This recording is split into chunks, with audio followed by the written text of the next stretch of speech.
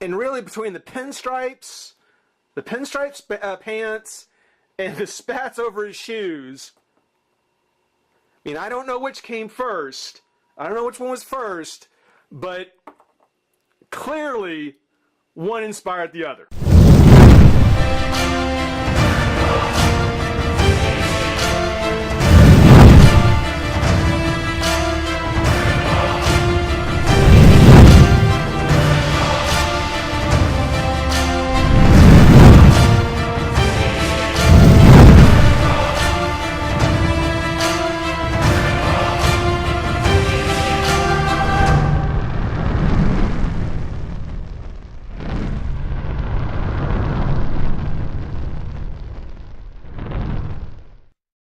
Hey, friends revolutionaries!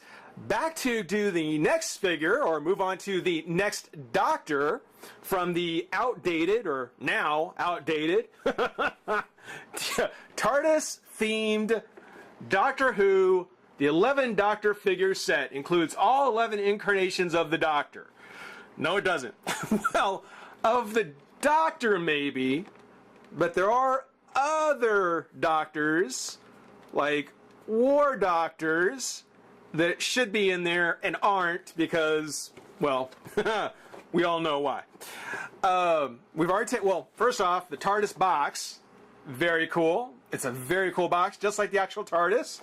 It has the two doors that when you open it up, you get the inside, where you can see where all the Doctors would have been.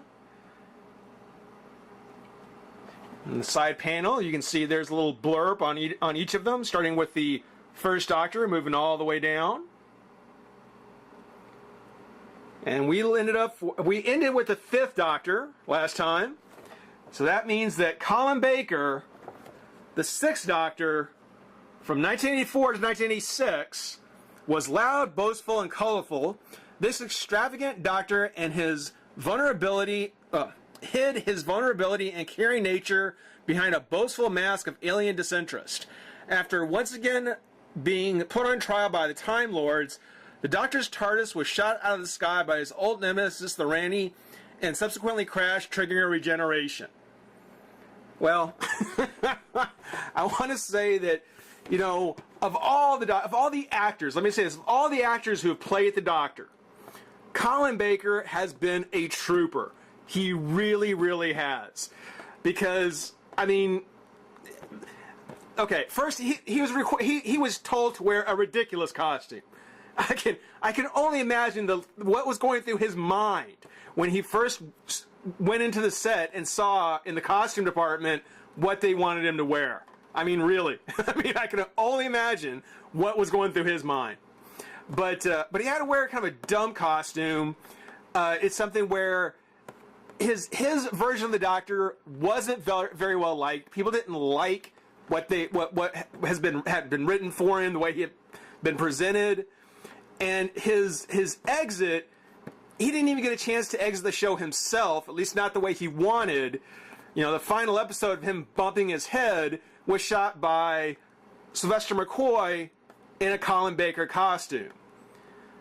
And yet, through all that, and on top of that, let me also say that over the years, because Colin Baker's era, the Sixth Doctor's era, is usually pointed to as being the beginning of the end for the classic series. The classic series started to slide with Colin Baker. And I will agree, yes, and there are reasons for it, but I don't think Colin Baker himself was one of them. But he's caught a lot of flack for being the Doctor at the time. And I think that's not fair. I think that he's been a real trooper. The fact that a lot of people just felt that he was the one that killed the show because he was the front man, it's not fair. Colin Baker's been a great trooper. And of all the actors, Colin Baker, unlike Eccleston, the Ninth Doctor, Colin Baker has just toughed it out. I mean, to this day, even now, he's done audio dramas with Big Finish, and it's been great. It's been great to still have the Sixth Doctor's adventures. I hope he keeps doing them. I've got a few of them. I do want to get more of his actual episodes, more of the DVDs or Blu-rays once they start coming out. But Colin Baker has been treated pretty rough, and I don't think that's exactly been fair. So, you know, if you're a Doctor Who fan, you see that costume, you get told that that's when the show was put on hiatus. You might start to blame Colin Baker, but it wasn't. He really wasn't the reason, and I just wanted to get that out. I wanted to get that out because, unlike other actors who have played the Doctor, Colin Baker, like I said, he's been a trooper and stuck through it, and really deserves a lot of kudos. But enough of that. Let's go ahead and get the doctor out of the TARDIS, take a look, and have some fun. Be right back. And so the Sixth Doctor has stepped from the TARDIS, and I'll say this: it's probably going to be easier for me to point out when or even if they ever get the Doctor wrong, because so far 6 out of 6 times they have nailed it. They have got it. Colin Baker, no exception. Brilliantly done. Brilliant. Looks fantastic. The face sculpt, I mean, the entire figure itself, which we'll talk about. We'll talk about all this. The entire body, the jacket, the colors, you know, everything is just very faithfully maintained and brought in.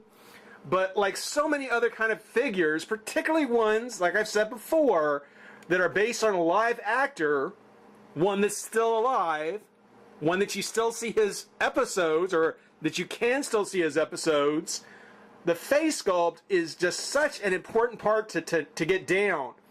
And they totally nailed it. That's a great face on Colin Baker. The hair looks great. The color in the hair is good. No major issues. None. Now, not on the face anyway. On the rest of the costume, well, you could say the whole costume is kind of a mess. I mean, even Colin Baker, I think everyone knows this quote, Colin Baker himself said it looked like an explosion in a rainbow factory. And he wasn't far off. He was not. I've heard people say, don't look directly into the costume. It's just, it was that crazy. But it's again, it's been faithfully executed. You know, there are bigger fans that'll probably be able to point out some inconsistencies, pattern mismatches, you know, things that are on one side that should have been on the other. But for the most part, as a Doctor Who fan, it is being faithful to the Doctor. It may not be exact, but they've been faithful to it. So if you are a Doctor Who fan, if you are a stickler for making sure everything is as it should be, there's probably some things in here that you're going to be able to point out that aren't quite the way they're supposed to. But then again, if you're a fan like I am, it won't matter, because taken as a whole, that's a great Colin Baker. That looks really, really good. The only complaint I have, the biggest complaint I have, well, there are two. First off, on his lapel, he's got that little cat, that little pin that he wore. In this case, it's just painted on there. And after the whole thing with the celery, I guess I can kind of understand why they just went with a paint-on pin. But it is kind of hard to tell what it is. I mean, if you didn't know already that it was supposed to be a cat, that might be a little tough. Plus, being that it's so small, it doesn't come out very well. So the little cat lapel, not a big fan of it.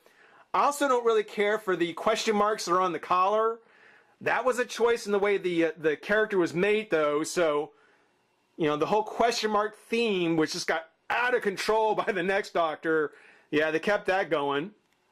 The vest, now this is another place where I think the figure probably could have improved a bit. You can kind of see where there's the stripes, the two purples, and then the green stripes, the white, purple, pink, and purple, I guess, and then the red buttons on the vest. You can see the chain, there's one in green and one in pink. And once you look at each individual part, you can kind of figure, oh, okay, Those red dots, those are buttons. That droop in the green color and the pink color, that's just the chain. But being that it's kind of all mashed together in this one little area, this one little spot right here, it's all kind of mashed together here, and the chains aren't exactly clean. It does look a little messy. It does look a bit messy there on his vest. But again, considering how busy all the rest of the figure is, you probably won't even notice. It won't even jump out at you. I mean, had there not been so much else going on, you probably would have gone, ugh. You know, that is just, wow, that was bad. But again, it's a small part, and among all the other craziness, you can totally overlook it. On the figure, just like with the other doctors, he does have a twist on his head. The arm comes up, twist of the bicep, elbow, and hand. There is a twist of the waist. Leg comes up, out, twist of the thigh, knee, nothing at the foot. Now, I don't know if it's my board or if it's the way the doctor himself is manufactured, the way he's made, but he was a little bit difficult to get balanced. He's better now. Out of the box, I had him kind of falling back a few times. But overall, yeah, he's fine. He's fine.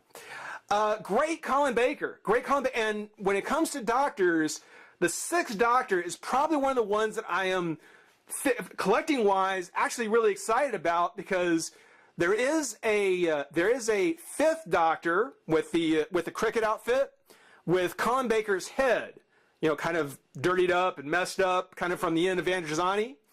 There's also one where he's wearing the same costume, but in blue. They finally gets his blue costume. I think that's one of the Comic-Con exclusives, I think. But that's another one of the Colin Baker figures, one of the sixth doctors I'd really like to have. So even though there's only a few doctors that are out there that I would like to have multiples of, those are two that I would really like to have for the sixth doctor, because actually they're very cool. He doesn't come with any sonic screwdriver. You may have seen him with an umbrella, with this kind of multicolored umbrella. They didn't do that. They didn't give him the umbrella. That wasn't going to be until the seventh doctor, who we'll take a look at next. But even on his own, Colin Baker is a great doctor to have. It's a great one to add to your collection. And if you're a Doctor Who fan, if you really are, well, of course you are. You're going to buy this set if you're not. But as a fan, you're not going to be disappointed, because when you look at that face, when you look at how they presented him, oh yeah, he's the Doctor. That is the Doctor. An unfocused Doctor, there we go, but the Doctor nonetheless. Hope everybody enjoyed watching. Rate, comment, subscribe, join the revolution. We'll see you soon. Bye-bye.